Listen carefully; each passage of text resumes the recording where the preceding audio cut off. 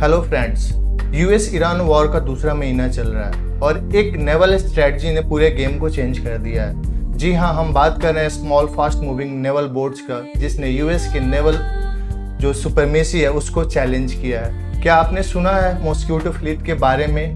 नाम छोटा है बट इम्पैक्ट काफ़ी बड़ा है। इस वीडियो में हम समझेंगे कि कैसे स्मॉल फास्ट मूविंग बोट्स ने और एक प्रॉपर स्ट्रेटजी के साथ यूज ने कैसे यूएस को चैलेंज किया है इस वॉर में।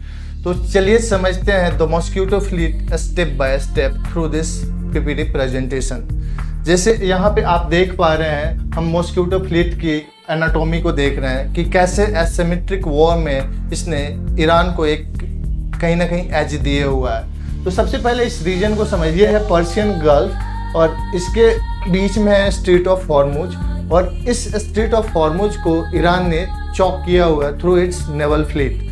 तो यहाँ पे एक दूसरी बात निकल के आती है कि जैसे कि यूएस ने दावा किया था वॉर के दूसरे वीक में कि they have totally eliminated the naval power of the Iran, और कहीं ना कहीं वो सच भी था, क्योंकि 158 नेवल वॉरशिप जो ईरान की थी उसको अटैक किया गया था थ्रू द यूएस और उसको कहीं ना कहीं समाप्त कर दिया, ख़त्म कर दिया गया था। तो फिर ये जो स्मॉल बोट्स हैं और ये मॉस्क्यूटो फ्लीट है, ये कहाँ से निकल के आई और इसको यूएस टारगेट क्यों नहीं कर पाया, ये सारी चीज़ें इंपॉर्टेंट है।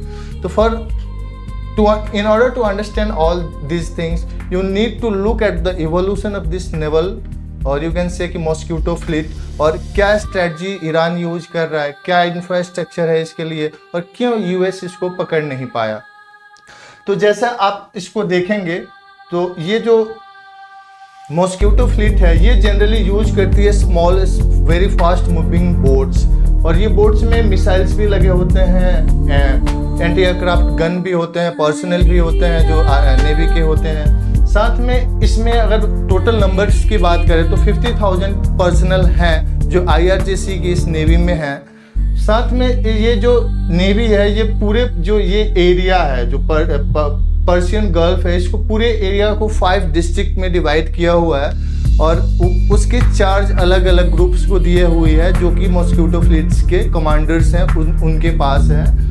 और उसके साथ साथ यहाँ पे जो 38 आइसलैंड्स हैं, इस 38 आइसलैंड्स पे भी इस मॉस्क्यूटो जो फ्लीट है इसका प्रेजेंस आप देखने को मिलता है इन द पर्शियन गल्फ। उसके बाद जैसे कि यूएस ने दावा किया कि हमने सारे इंफ्रास्ट्रक्चर को ख़त्म कर दिया, ईरान की नेवल जो पावर है उसको ख़त्म कर दिया, तो ये मॉस्क्यूटो फ्लीट बच कैसे गया। तो यहाँ पे ईरान ने एक बहुत ही स्ट्रैटेजिक और बहुत ही सोची समझी, आप कह सकते हैं कि रणनीति अपनाई, स्ट्रैटेजी अपनाई, एंड उन्होंने instead of making big boats, big naval ships, they started making very fast moving small attack boats, और उसी पे इन्होंने एंटी एयरक्राफ्ट गन्स भी लगाए, इवन मिसाइल्स भी लगाई, और उस बोट्स की कैपेसिटी है कि 8 to 10 मेंबर्स को कैरी भी कर सकती है।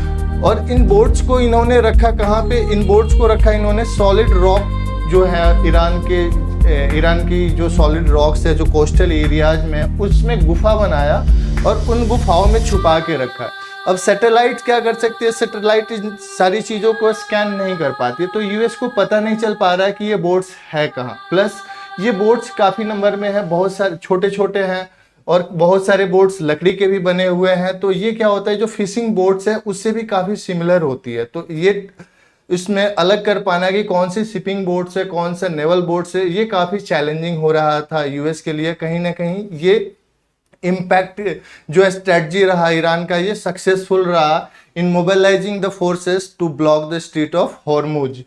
उसके साथ साथ अगर आप दूसरे स्लाइड्स में देखेंगे तो what Iran is using the strategy of swarm attack.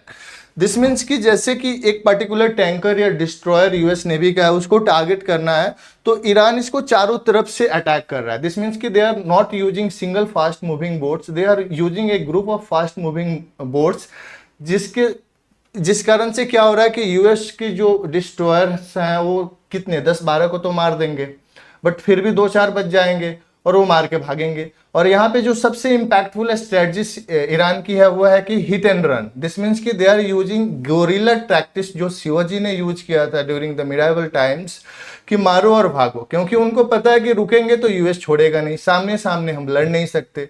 तो हमें क्या चाहिए, तेज बोट्स जो मार के और जल्दी से निकल ले वहां से।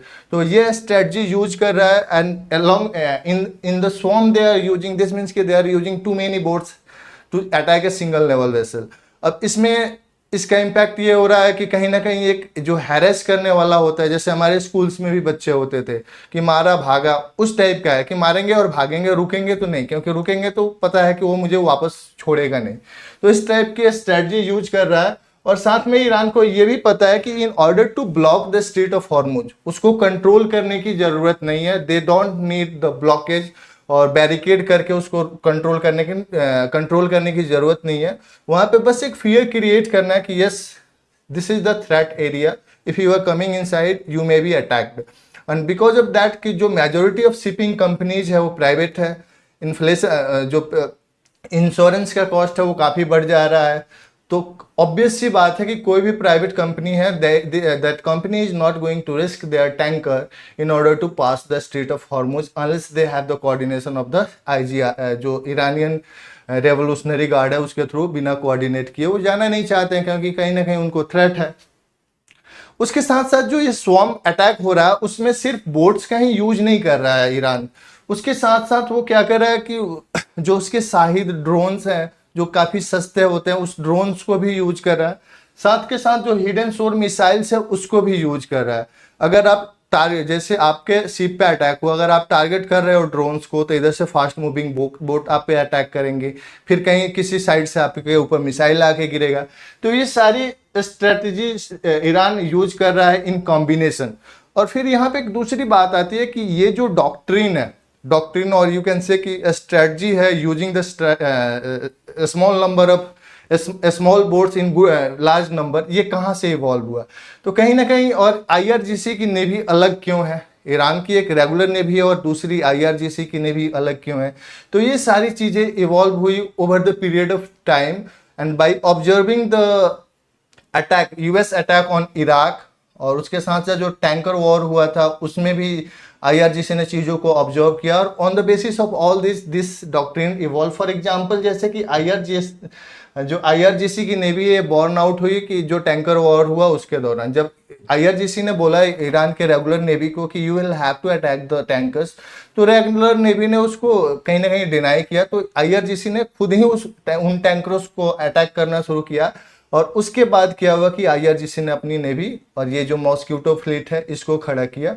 उसके बाद से जो इराक में जो गल्फ वॉर हुआ, जब गल्फ वॉर हुआ और इराक में यूएस ने अटैक किया, तो इसमें इन्होंने देखा कि यूएस टेक्नोलॉजिकली इतना एडवांस है कि they can monitor everything from the space, and they have the system through that they can easily eliminate your war heads जो भी है, और जो भी हार्डवेयर्स हैं, जो बड़े बड़े शिप्स हैं, बड़े बड़े टैंक्स हैं, उसको यूएस इजीली टारगेट कर सकता है। But what US cannot do, वो जो छोटे छोटे इंस्ट्रूमेंट्स है वॉर के, उसको इफेक्टिवली टारगेट नहीं कर सकता है। तो इसलिए ईरान ने क्या किया, इसने बनाना शुरू किया drones, small fast moving boats, और साथ में इन्होंने मिसाइल टेक्नोलॉजी पे काम किया, और इन सारी चीज़ों को छुपा के रखा माउंटेन के बेस में और केव्स बना बना के।